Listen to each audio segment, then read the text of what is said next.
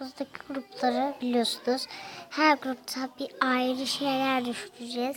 Bu ayrı gruptakileri yapacağız. Şimdi bunları gösterelim. Bak şimdi kavgalar. Yapmayacağım. Yaparsam ben seni de yapacağım. Ay, ben de yapmayayım. Bunu kim yaptı? Ablam. Bunu Esra'nın öğretmeni kim yaptı?